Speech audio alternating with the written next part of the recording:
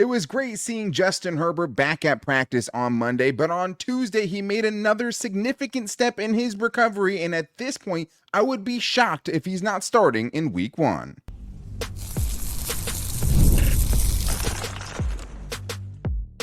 You are Locked On Chargers, your daily podcast on the Los Angeles Chargers. Part of the Locked On Podcast Network, your team every day. What is up, and welcome into the Locked On Chargers podcast. I'm your host, Daniel Wade, joined as always by my co-host, David Drogemeyer, and we've been covering the Chargers now for 9 seasons together, but this is our 7th year as the host of the Locked On Chargers podcast, bringing you your team every day. Another day, David, and more great news about Justin Herbert, but thank you to all the everydayers for making us your first listen. To make sure you never miss the show, go subscribe or follow for free on the Locked On Chargers YouTube channel and listen wherever you get your podcast from. David, what do we got today? Well, Daniel, it was fantastic to see Justin Herbert back in practice on Monday, participating in 7-on-7 drills, but football is played with 11 men on the football field, and on Tuesday's practice, Justin Herbert was back in the 11-on-11s, which is great news. That means he is progressing towards being ready to go for week 1. And then we're going to get into some of the unsung heroes of the preseason. Mainly on offense, Zion Johnson looking the part, very much important year for him. Very, very important year. And on defense, we're actually going to start things out with the MVP of the scoring of the preseason. And that is, of course, Dicker the kicker. Yeah, defense and special teams have some unsung heroes as well. Thomas Harper, an undrafted free agent, making some noise in that regard too. But today's episode is brought to you by GameTime. Download the GameTime app, create an account, and use the code LOCKEDONNFL for $20 off your first purchase. Terms apply. David, I was surprised to see that Justin Herbert on Tuesday was already back in 11-on-11 drills. And why that is significant is because on Monday, he was in 7-on-7 drills, which is basically just quarterbacks, running backs, and wide receivers, and tight ends even, right, going up against the secondary and the linebackers. There's nobody running after him, right? He cannot get sacked or, simulated sacked in a 7-on-7. In 11-on-11, you got to move around a little bit. You got to protect yourself. You got to be able to create space in the pocket and also be able to plant your feet from awkward angles and be able to deliver throws, with accuracy and all of that. So it was great to see that. At this point, I really would be shocked if he's not starting in week 1. I just think that if this is where the graduated kind of ramp up is for him at this point, and now with still almost 3 weeks before the first game, he's already in on 11-on-11. Like, I thought there was a chance we would see him, not practice really at all this week and just kind of rehab this week with the boot off. No, he is back out there and things are going well for the Chargers offense. And it's easy to see now and believe in what this offense can be, I think. I believe in Justin Herbert for sure. And this is very important for, his progression. I was very surprised as well to see him go into 7-on-7s and then graduate immediately to 11-on-11s the very next practice. That's definitely not something that I was expecting to see. But that means that the ramp up process is going to be pretty quick. Like, he seems like he's going to be taking over, at this rate, taking over all of the snaps here before long. And that's what it needs to be anyway. Like, Justin Herbert's going to be the guy. He is, the quarterback. He is the number 1 guy, the most important part of this football team. Yeah. And so to get him back in on full team practices so that he can be as ready to go as humanly possible, like, that's what this team needs. It is, and they needed it dramatically. And it's funny because even when you have his coaches like a Jim Harbaugh or a Greg Roman talking about him, even though they know it's sliding the other quarterbacks on the roster, like they still can't really hide the jubilation of him being back and just kind of the weight off of their shoulders a little bit. I mean, we all know that Jim Harbaugh said that he heard angels singing when Justin Herbert came back onto the field. But when asked about if Greg Roman heard the same thing, he's like, I may have heard it too. I can't confirm that, though. He said, I think there was some sort of silhouette in the sky shining down. Everything was lining up just right. But he also said Justin's one of the best quarterbacks on the planet. And anytime you have a guy like that, there's a presence that comes along with it, just as far as what it means for Justin Herbert to be back out there. And I do think, especially offensively, when you're trying to have these guys fight for their roster spots, it's going to be a little bit bigger kind of pep in the giddy up, right? Pep in the step. If you have Justin Herbert, that guy out there throwing the ball around and also giving these guys more opportunities to make plays. But it was also, David, kind of what he was able to do at practice and the kind of plays that he's making that I think is an even better sign towards his recovery. It 100% is. And, this is going to be from Daniel Popper of The Athletic, who has been fantastic out at practice, giving us all of the great details. And he said the play of the day for Herbert came in the red zone in 11-on-11. He escaped to his left away from pressure, then threw on the run to Palmer in the back left corner of the end zone, just clearing 2 defenders in coverage. Making that kind of throw on the run is a really positive sign. Daniel Popper, I couldn't agree more. Like, that is part of what makes Justin Herbert so fantastic, is his athleticism, his ability to move around in the pocket, to be able to extend plays, to be able to use that rocket arm, and to be able to throw on the run. He throws on the run almost better than any quarterback in the NFL, in, my very biased opinion. But he does. But he does, though. And that's a really, really good sign. Obviously, when we're talking about this plantar fascia injury, because mobility is obviously a question. Is he going to be able to be the Justin Herbert that we all have known and we all love? And this right here is a very good sign, pointing that could be the case. Absolutely. And with Justin Herbert, it's just, he can make magic, right? And that's part of what makes him so special. Those off-platform throws to him, his escapability, his pocket presence, all of those things are kind of what elevate him to that top tier, that upper echelon of quarterbacks in the NFL. And having him be able to escape the pocket and plant, right, and do all those things that are harder to do when you have an injury in your foot, that is a great sign. And I think really it is kind of a day-by-day process, but I think the opposite of this, why this is such a big deal, is because we could have seen Justin Herbert go out for 7-on-7 on Monday and then take a day off today, right? And not actually see that. So that tells me, when I'm seeing him out there doing this, okay, well, Monday obviously went very well. Yeah. Tuesday, he's out here in full 11-on-11 getting chased after by defensive linemen and all those things. That's a really, really good sign. And it's just, like I said, getting easier and easier to believe in what this offense can be after watching the last few weeks without him, and like starting to kind of question everything because it wasn't the right operators kind of at the controls. But it was also Quentin Johnston's best day of training camp so far, at least one of them, according to Daniel Popper, who said wide receiver Quentin Johnston had an ugly drop in Monday's practice, I think, which was the only incompletion for Justin Herbert, sidebar, but ended up in an interception for Christian Fulton. But he said he came back Tuesday with one of his best practices of camp, catching 5 of his 6 targets. And David, this is just another step, and I think another lesson for Chargers fans, and just the hopes that we have for Quentin Johnston, where it is 2 steps forward, 1 step back, 2 steps forward, 1 step back. But the most encouraging thing here is just him continuing to evolve into a full-blown, well-rounded wide receiver, not being a one-trick pony. And I think for Justin Herbert to get some chemistry that he never really had for him last year, right? And also to keep building his confidence, because it does seem like that is such a big thing for him specifically. It is, for sure. And I think, part of that passage that was really important to me was actually talking about the one incompletion, which was, when Justin Herbert tried to hit Quentin Johnston on a go route and overthrew him just a little bit. But Daniel Popper said that he ran a good route and he created some separation down the sideline against Cam Hart. That's the one thing that we know that was an issue with Quentin, was creating separation. And it seems like that's not as big of a case anymore. Like, he is starting to create that separation. The routes are definitely gotten better. The hands have improved. That's what you want, right? From a rookie going into his sophomore season, you want to see progression. Quentin Johnston is showing us. This is the biggest thing for me, David. It felt like the Chargers, even if he didn't really have a good camp, would have had to probably keep him anyways, right? Just because it's so soon to give up on a first-round pick.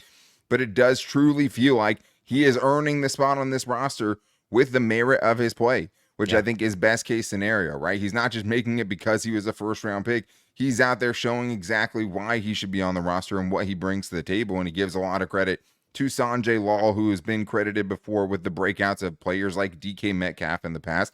And he said basically, when asked after the game by Daniel Popper, like, was that stop and go something you guys have been working on? Because he got wide open and ended up getting interfered with by Tre Tomlinson.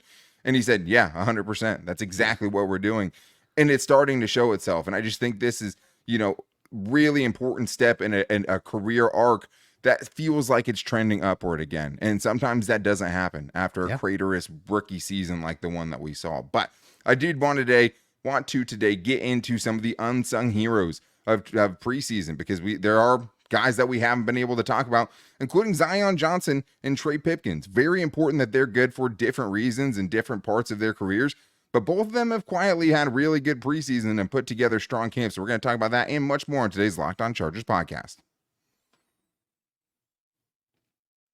First, though, I need to tell you guys about FanDuel because I know you've heard us talk a lot about America's #1 sports bet, but we have something a little bit different for you because right now through September 22nd, all FanDuel customers can bet $5 and get a free 3-week trial of NFL Sunday Ticket from YouTube and YouTube TV. Then with a YouTube TV base plan, you'll be able to watch every regular season Sunday afternoon out-of-market game. All you need is a Google account and a current form of payment, and you can cancel anytime. And they're also experimenting with you being able to customize your own 4-box, 3-box, 2-box, whatever 2, 3, 4 games you want to have on at one time, which is just awesome. But this is the FanDuel ad, right? Which means, what's the bet for tonight? We're sticking with the Padres. You know, if they're going to keep hitting, we're keeping going with them. They've covered the run line back-to-back games, won the last 2 games by 2 runs. And Mount Waldron, the knuckleballer, is on the mound tonight. And I think he's going to bounce back after playing in Colorado where it's hard for, especially off-speed guys to have success. He's back at home, and I'm taking the Friars on the money line at -120. Let's go for 3 in a row. Just visit FanDuel.com/lockedon to download America's #1 sportsbook. David, there's been so many times, at least over the last couple of weeks, where we're trying to get into the players we like the most in these preseason games and just haven't had time to talk about, all of the guys that we want to. And I think especially some of the unsung guys, right? The guys that don't necessarily jump off the screen or don't have interceptions or sacks. I mean, nobody has a touchdown, but touchdowns to speak of. And one of the guys that I thought was kind of really flying under the radar so far is Zion Johnson, which he shouldn't be, right? Because Zion Johnson struggled his first 2 seasons. Yeah. He was the 17th overall pick, middle of the first round pick on the interior of an offensive line, which comes with, like we've talked about, some really, really high expectations that he hasn't been able to live up to. Honestly, that's just really what it's been.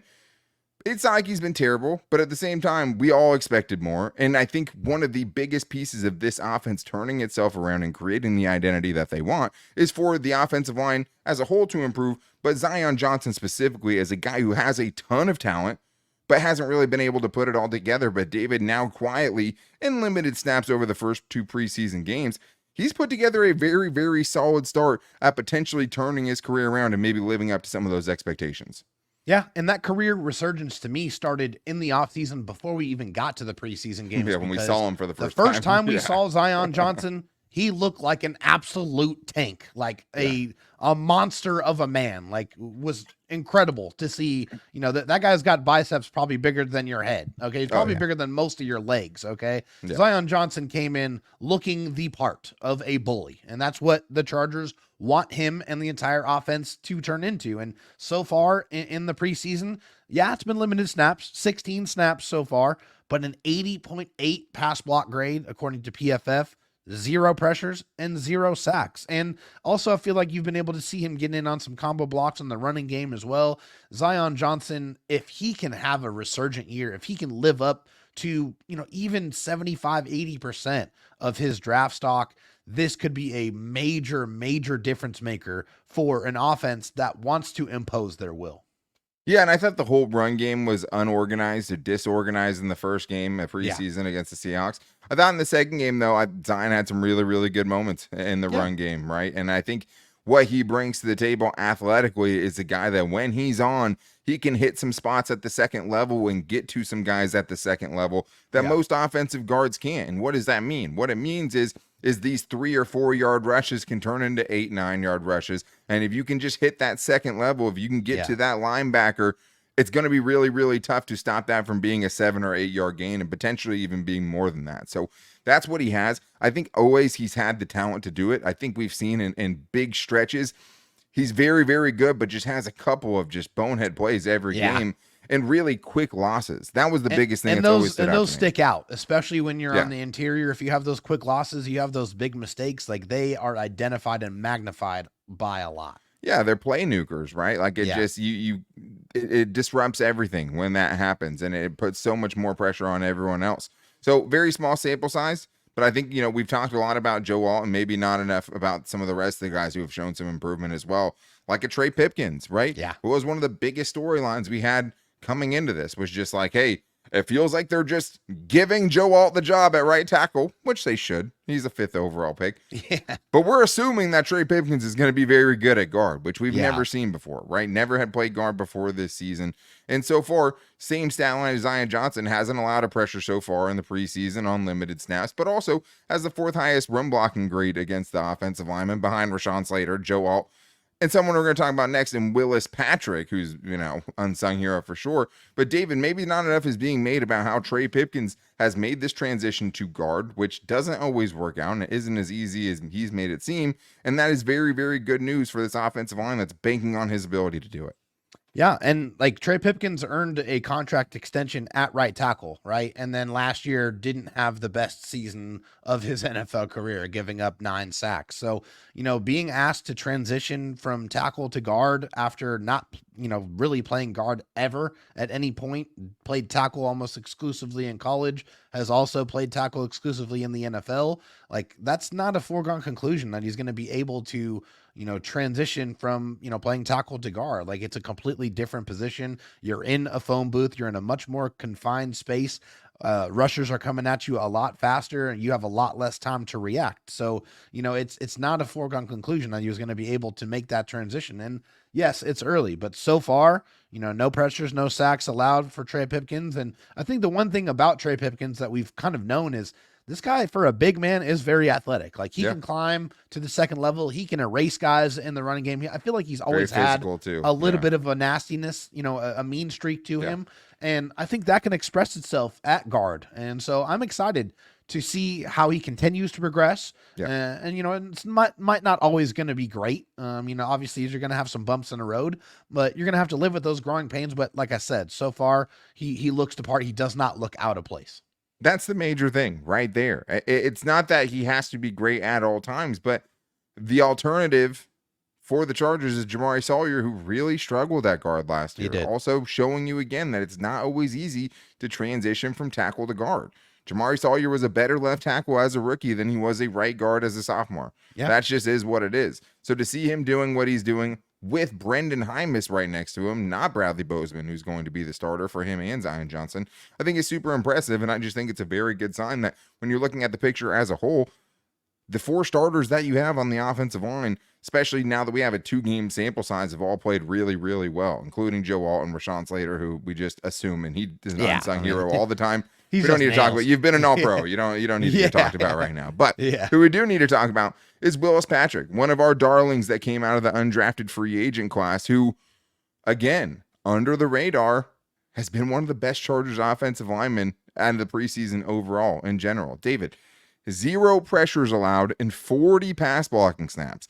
We were talking about Zion Johnson, Tre Pipkins. That's impressive on 9 pass blocking snaps. This dude's done it in 40. Right? He's looked really good. Highest run blocking grade on the team per PFF behind Rashawn Slater and Joe Alt. 2 first-round picks. Also has the backwards name of a former Hall of Fame linebacker that used to play for Jim Harbaugh. And I'm not talking about the one that's on the coaching staff. That probably should be in the Hall of Fame as well. But Willis Patrick, I mean, the dude's built like a house. We loved his game. He graduated at every different level of college football. Went from FCS Division II to FCS to FBS playing at TCU, and he excelled in every one of those levels. And David, all of a sudden, this is a dude who's playing extremely well at maybe a position that it might be hard to make the team at, but it feels like you want to keep this dude around.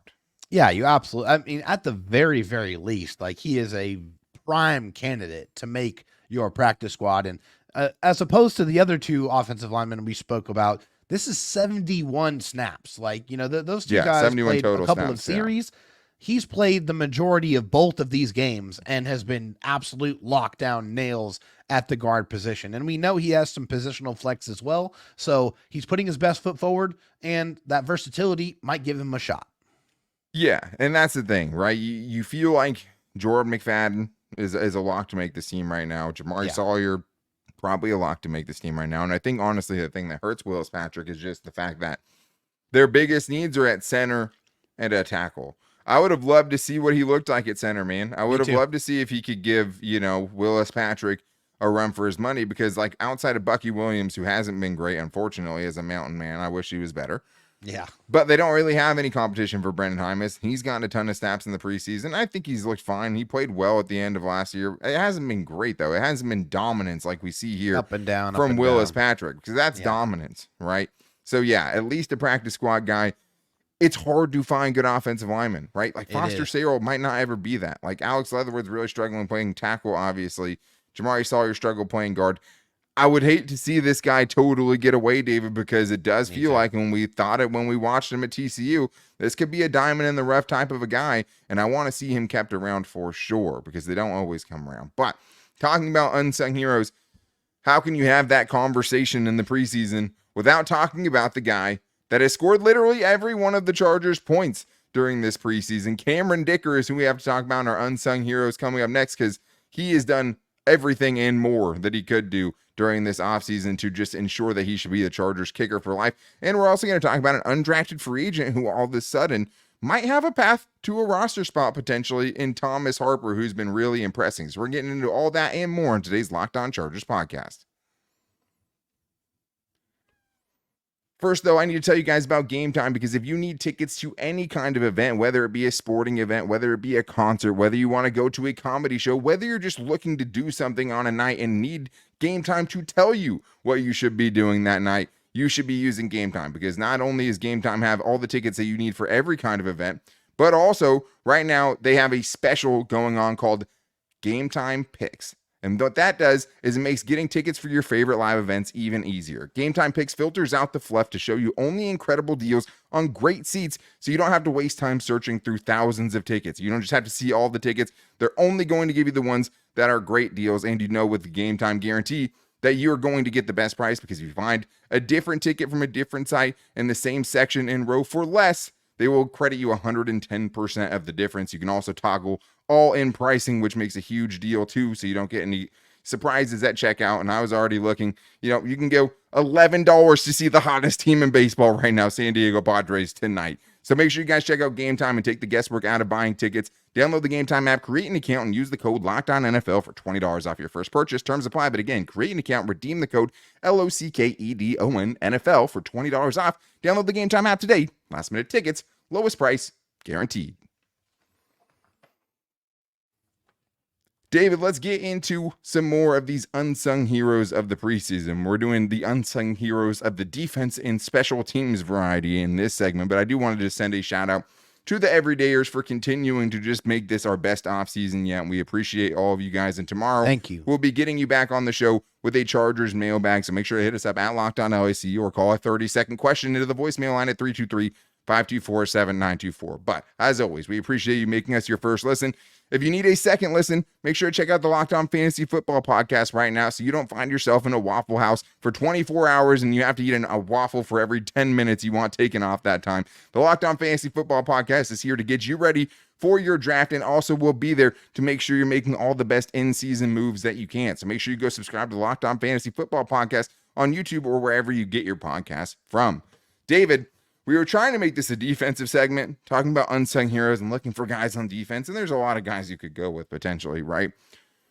But then I was like, Cameron Dicker's an unsung hero, man. I mean, the dude has scored all 12 points the Chargers have scored through 2 games so far in the preseason, and man, like Cameron Dicker is the gift that keeps on giving. For him to just come in because of a fluke thing for Dustin Hopkins, who's also killing it, good for Dustin Hopkins. Yeah. I'll take my Cameron Dicker, though. I mean, I think this dude should be the Chargers kicker for life, and I think he's done everything this offseason to just cement that he's already one of the best kickers in the NFL. I mean, the nickname Dicker the Kicker is goated. That's one of the absolute best nicknames you can ever come up with, especially for a kicker. I mean, come on, that's incredible. But yeah, we're talking about 4 for 4 on field goals, including 2 from 55 yards plus. The first one was 58, which probably would have been good from 68. Yeah. And then the other, another 55-yarder. Who's the last Chargers kicker that could do that? I don't even know. Okay. I do not know. It is a great feeling knowing that you have a kicker that you can send in who is an absolute weapon that can get you points when you need to get them, and feel comfortable that he's going to go out there and hit it. No matter the situation, he's got ice water running through his veins. Dicker the Kicker's the real deal. Yeah, I mean, honestly, that's the only blemish on his, career resume so far was the missed kick he had against Jacksonville. So, I mean, that's until we see the Chargers in more high stake games, it's not going to be able to prove that. But it Yeah. just seems like he has all of the confidence now. I mean, that was his rookie season, man. For him to even be in that game and make all the other field goals he made in that game was impressive. And obviously, that game was not his fault. But yeah, 255 plus yard kicks, according to Eric Smith, who put a great practice report out today. He's 49 of 52 so far in the offseason. Obviously, it's not real game settings. He's 4 for 4 on those, but 94.2% during the offseason. He was 93.9% in 2023. Like, these numbers would make him the most accurate kicker of all time. And that's what he's better been. than Justin Tucker. Yeah, no, that's better than Justin Tucker's career percentage for sure. Yeah. And all the other greats. But you're made great by what you do in those big moments, and you'll still have to prove that. But there's nothing else he could do besides that to have me be more impressed. Even making a tackle on kickoff, showing good form, stopping power, right? I mean, he filled the hole and he got the tackle. I mean, it was a great. I've seen. I don't want to see too much of that, but I've seen worse form tackles on the Chargers by players on the defense. So great to see Cameron Dicker. Although yes, you don't want to see Cameron Dicker making tackles, but at the same time, this new kickoff format is going to potentially lead to that. And it's nice to know, hey, he stuck his nose right in there. And if it's a chance to save a game and it's him that has to make the tackle, I'm not saying he's going to make him at a high percentage, but at least he's willing to give it his best. And if he's doing it in the preseason, I think you're going to see it in the regular season as well. But I do want to talk about an unsung hero on the defensive side, somebody that wasn't really on our radar as much. We talked about Akeem Dent. We talked about Jalen Phillips, who's already been, waived and re-signed, hasn't really got much of a chance in the preseason. But Thomas Harper has. And Thomas Harper, the kind of slot/safety from Notre Dame, has been really, really impressive so far. And now that we're looking at, JT Woods as a cornerback potentially, we know AJ Finley's a lock for the roster at this point. And, for me, Tony Jefferson hasn't been able to, be there the last week, which definitely hurts his chances.